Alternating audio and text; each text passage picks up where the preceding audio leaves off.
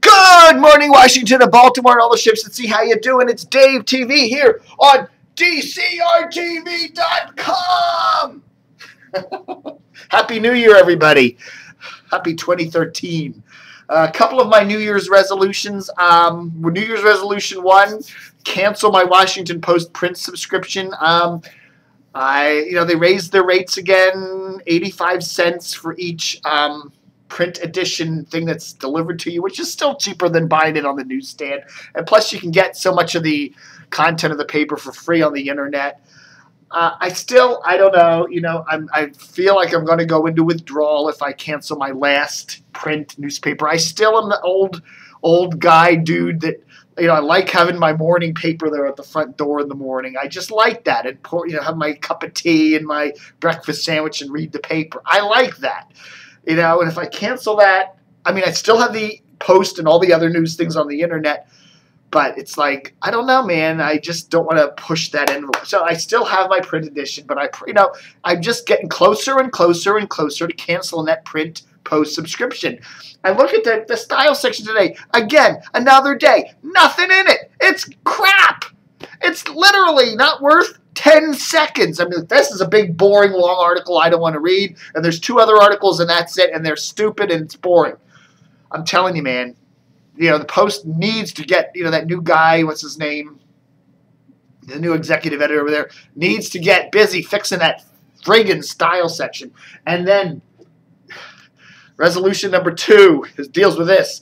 I have a Verizon landline, and Verizon is the worst customer service ever. If you have Verizon, you will find that out. Whether you have Fios or a landline or DSL or a cell phone with them, they suck customer service-wise. They're bumbling bureaucrats from, I don't know where you get them from. You can't get through on the line. You have this horrendous phone, phone thing. You have to, press this, please hold. Your call is important. And they put you on eternal hold, and then you get some idiot that doesn't know what services are available in your area, and then they screw your bill up, and then you have to call them back. They are horrible. And if you have Verizon, you will find that out. Sooner or later, you will have to deal with their horrible customer service. And the other thing I did, I said, before I do Dave TV in the morning, make sure I get all the crumbs out of my beard. So I go back and watch these later, and I go, oh my goodness, there's like a crumb there. All right, folks. Somber mode now. Seriously, folks. Yesterday, really sad news. John Konrad passed away. John Konrad was the general manager and vice president over there at WGTS 91.9, which is a Christian contemporary station in the Washington market. And they do very well. The station gets very good ratings. It's frequently a top 10 station. It does better than, here's this little contemporary Christian station that gets better ratings many weeks than any of the 5 FMers that CBS has.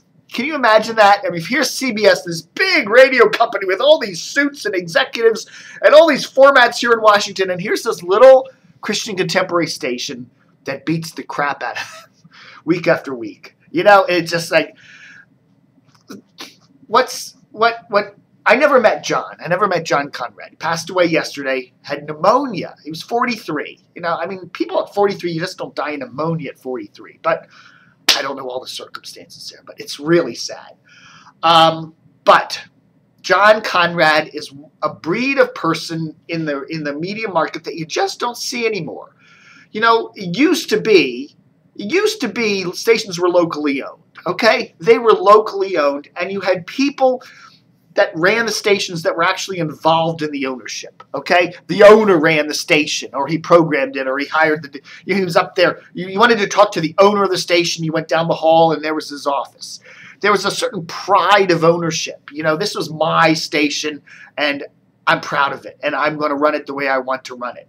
Today, you don't really have much of that anymore. Stations are all owned by giant corporations like Clear Channel and CBS and Cumulus and Radio One. And there's no local ownership anymore. And people are just brought in and hired, and they keep the chair warm for a while, and they move on to another market. And they're, So there's that you don't have that anymore, of that pride, that local, that love of radio. You know, executives in radio today they're like a dime a dozen. They could work at a shoe store. They could work at a Arby's, chain of Arby's. You know, I mean, it's like, it doesn't really matter that it's radio. They're just a bunch of corporate bean counters, and they look at printouts, and they look at, you know, messages from the company, you know, in San Antonio or New York or LA or whatever. You know, you don't have that anymore. John Konrad still had that old sensibility. This was his station. It was locally owned. It was his baby, and he loved it. And, you know, being a Christian, this was his life. This was his calling. And you could tell that in the station. Now, I'm not a huge Christian music fan, okay? It's just not my cup of tea. You know, I do listen to I scan 91.9 when I'm in the car. I'll flip by and I'll say, hey, the station sounds really nice. I mean, the DJ's on it, the way they put it together, the flow, it's a great sounding station. But I'm just not into that Christian rock. You know, I prefer the Clash and Led Zeppelin. But anyhow, you know, it was a great sounding station. And John did a lot of, you know, you could tell. I never met John, but I did email him a lot. You know, years ago, there was rumblings that WGTS was going to be sold. You know, there's a group out of Minnesota, the public radio company out of Minnesota, that almost bought it. And they were going to probably turn it into a news talker or something to compete with WAMU. It almost happened. It came this close to happening. And then whatever happened over there at the you know, the group that John works for, they managed to get the station. They managed to keep the station. So Washington what is the group that owns it? It's I can never remember. It used to be Columbia Union College. It's in Tacoma Park, Maryland. And what's it called now? It's called the Columbia Union Conference of Seventh-day Adventists, with the Washington Adventist University. Okay, that's who owns the station. Locally, it's a locally owned station, okay? But anyhow, so I did email John a lot back when that was going on. And then I remember emailing John a lot when they upgraded the signal. You know, a couple years ago, WGTS got a new tower. I think it's in North Arlington somewhere. Better signal, you know, big, powerful signal. They have a city, you know, market, cover the whole market. And the ratings have gone nowhere but up. You know, it's, as I said, it's here's this little religious group owned station in Washington, and they're often a top 10 player when, you know, CBS doesn't have any of its stations in the top 10 here in Washington. They're doing amazing things, and the reason is because here's this man who loves his station. It's locally owned, locally programmed. It's local, and it has that old style vibe. You know, the way radio used to be back in, say, the 60s and 70s, before big giant corporations came in and took things over. I don't want to get on my soapbox and make this you know, his passing an you know, anti-corporate message or anything. I don't want to do that. I want to keep it positive. I want to say John was a great guy. He knew radio. He knew Washington. He loved this market. He loved his station, and he was there a long time, and he was local and live and local, and you could see that, and the station had a certain spark because of that. And it's sad to see his passing at 43. You know, I don't know. You know, a lot of people pass away, and you have to say, you know, and again, I'm not a terribly religious person in that sense. I am spiritual, but not in that traditional Christian sense. But you have to say, somewhere in the book of life, it tells, you know, it says what year you're going to die. You know, you're going to live to be 43. You're going to live to be 57. You're going to live to be 112. You know, and it happens, you know, for whatever reason that we don't understand. And John Konrad was a really cool guy. Again, I never met him, but I did communicate with him a lot. And I could always tell that he really, truly loved his station. And, you know, it was a type of radio that you just don't see anymore. And I miss that. I miss that. Locally owned stations like that. You know, it's something that we don't really have much of anymore, and we're a lot poorer radio-wise because of that, I think. So, don't have a camo cap on. Tip of the camo cap to John. Great guy. He will be missed. All right, folks, that's my Dave TV for today, the 3rd of January. A rather somber note to start the new year, but you know what? That's life.